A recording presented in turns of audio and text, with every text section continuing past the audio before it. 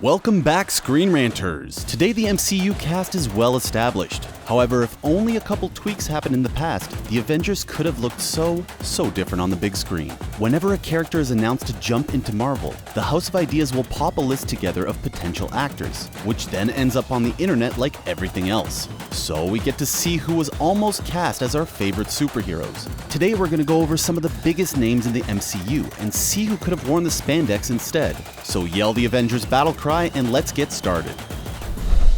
Nicolas Cage was almost Superman and Iron Man. It's a little bit startling to think about. While Cage would get his Marvel shot as Ghost Rider, it's not in the actual MCU. If Cage was Tony Stark, then he wouldn't have been the Rider, which would have meant we wouldn't have seen unstable Johnny Blaze screaming. When Marvel were contemplating handing Robert Downey Jr. the reins of Stark, they put together a list of A-listers just in case Downey wasn't up to the task. At the time, Downey didn't have a great reputation in Hollywood, so the Marvel executives were a bit hesitant in providing him what turned out to be the most important role in their cinematic history. According to some sources, Cage was approached by the Iron Man filmmakers. However, director and Happy Hogan thespian Jon Favreau was adamant that Downey should get the role. As it turned out, it was the perfect choice. Another person that auditioned for the role was Sam Rockwell. Yup, the legendary Justin Hammer actor could have been Tony Stark. He was Favreau's backup should the executives reject Downey. Rockwell would have rocked well as Stark.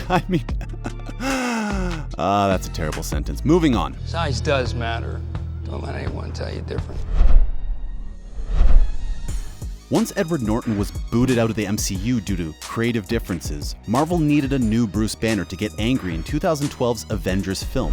One of the names linked with the role was Joaquin Phoenix. However, they already removed one actor with a troublesome reputation.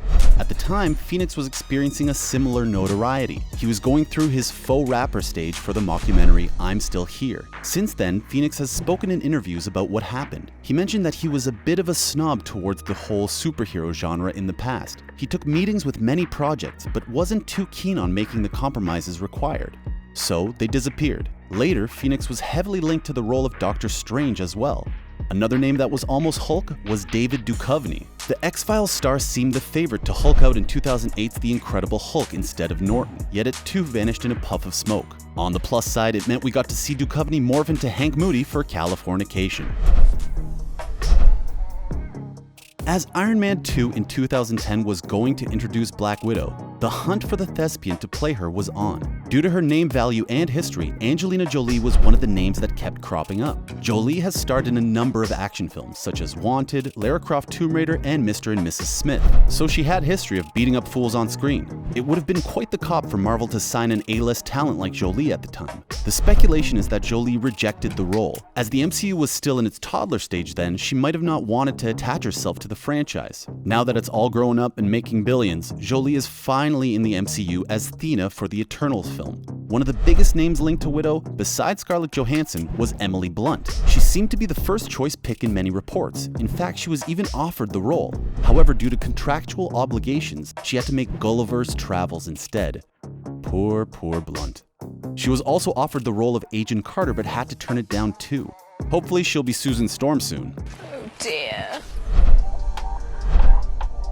When it was announced that Steve Rogers was going to arrive in the MCU, the internet became giddy with casting choices. One of the names linked with the role was Channing Magic Mike Tatum. At the time, Tatum was fresh from starring in the G.I. Joe franchise. As such, he would have been a good fit for the MCU. However, he fell to the wayside. As of yet, Tatum hasn't appeared in the film for the big two comic publishers. He was also close when it was announced he would be Gambit in a solo film when Fox had the rights still. But since Disney got the mutants back, the Gambit film has seemingly vanished. Life is just not fair sometimes. Since we mentioned Blunt, we should mention her love monkey too. In interviews, John Krasinski admitted he auditioned for the role of Captain America.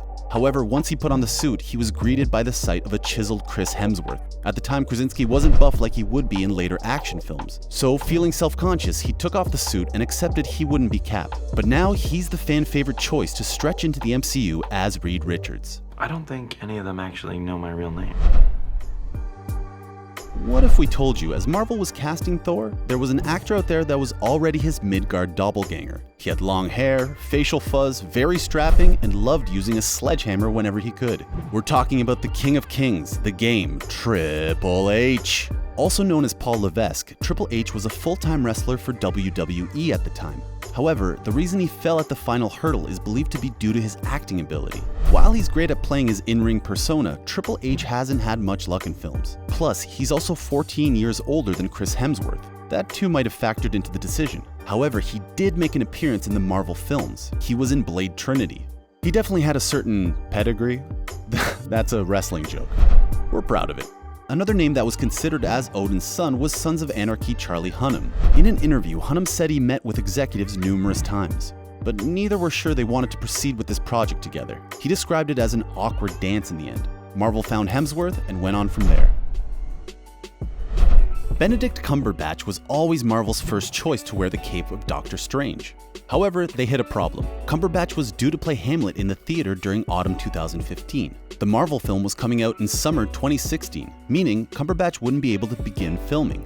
So with Cumberbatch looking unlikely, they created a list of replacements, one of which was method actor Jared Leto, who would later be the edgy Joker in Suicide Squad. However, Kevin Feige was adamant it had to be Cumberbatch, so they moved the release date of the film in order to deal with Cumberbatch's schedule. We're sure the cast of Doctor Strange feels sad they missed out on getting weird gifts from Leto. Ugh. Another name linked with the role was Ewan "Hello There" McGregor. The Star Wars icon was also added to the list of Cumberbatch replacements. The former Obi-Wan Kenobi was asked in interviews about the potential role. McGregor was interested, but he didn't know who Doctor Strange was. McGregor isn't really into comic books, but he likes the thought of being a superhero in the future, which he kind of was. Well, he was a supervillain in DC's Birds of Prey. Hello there. During 2014, on Lindsay Lohan's brief reality show, Lindsay, Lohan made a comment about being in the then-recent Avengers film. However, she lays the blame at her agent and manager for why she wasn't in the film. Due to the time, it would have been a role in Age of Ultron. The only new main female character in the film was the Scarlet Witch, so he could have had Lohan go all Parent Trap in the MCU. Not sure if that's good or not, but due to Lohan's poor reputation in Hollywood, she wasn't going to be an urgent choice for the child-friendly Disney-owned franchise. With Aaron Taylor Johnson being cast as Quicksilver, the executives liked adding in Elizabeth Olsen due to the two's history on screen. Yet when Joss Whedon was writing the Scarlet Witch in the film's script, he used another actor as a template, Saoirse Ronan. When Ronan was asked about the role in interviews, she stated she loves Whedon and would love to be in the film. Yet later on, she stated that the speculation on her getting the role stems from fan rumors and nothing else. In 1992, news broke that Marvel were making a Black Panther film with Wesley Snipes as T'Challa. At the time, Snipes was a big action star. He was hugely interested in portraying the first Black Marvel superhero in moving pictures. However, the project collapsed. It was due to the CGI limitations, a merry-go-round of directors being attached, and many rewrites in the script. Then, Marvel went bankrupt, so filmmaking wasn't their top priority. In the end, Snipes did manage to be a Marvel character. It was as the vampire slayer Blade instead of the King of Wakanda. As Marvel was searching for the thespian to be T'Challa in Captain America Civil War, one of the names that came up was John Boyega. Back then, he was only just introduced to the world stage as Finn in Star Wars The Force Awakens. With that in mind, having the same actor be in two Disney franchises simultaneously may have been a tad much. Just a smidge. Well, when the Black Panther solo film was being made, Boyega was once again reported to be in the film in an unspecified role. As a result, Boyega's management had to come out and squash those rumors. I am not dead! Finally, Captain Marvel was going to arrive in the MCU.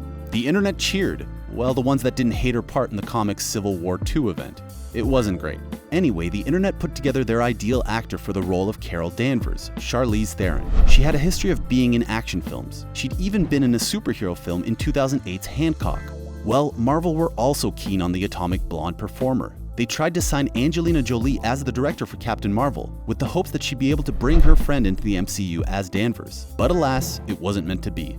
Another actor linked with the role was a bit of a strange one. At the time, Jennifer Lawrence was already in Fox's X-Men saga as Mystique, yet somehow she was being considered. Lawrence was even asked if she would like to work with previous co-stars Chris Pratt and Bradley Cooper again in Marvel. She said she'd love to play in the sandbox with them. Well, probably due to the contractual obligations, that wasn't possible. Even if Lawrence would probably love not having to spend hours in the makeup chair to become Mystique. With the announcement that Spider-Man would be swinging, wink wink, into the MCU, Marvel and Sony went looking for their Peter Parker. One of the big thespians was Asa Butterfield. He made his name as Bruno in The Boy in the Striped Pajamas. He would later be cast in the Victorian X-Men-esque film Miss Peregrine's Home for Peculiar Children. But the MCU didn't come calling for Butterfield. Instead, he would be in Netflix's Sex Education as Otis. Wait, Otis is an awkward teenager that has a secret. He's close to one woman in his family. Mauve is the mysterious lady friend that could be something more to Otis. Butterfield is already Peter Parker without the superpowers but with added filthy abilities. Anyways, as Sony and Marvel came together to do their Parker casting, the two studios picked a favorite actor. Sony nominated Tom Holland for tribute while Marvel chose Matt Lintz. At the time, Lintz was about to star in Pixels. Beyond that, he popped up in a number of TV series and films. However, once Holland was tested with the other MCU actors, the choice was made. Lintz did go on to be in The Walking Dead, so swings and roundabouts. I don't. And that's a wrap. Which of these actors would you have preferred in the MCU instead? Fight it out in the comments below. If you enjoyed the trivia video, please like, share, and subscribe. All those actions really help us out. Finally, thanks for joining us today. Bye-bye.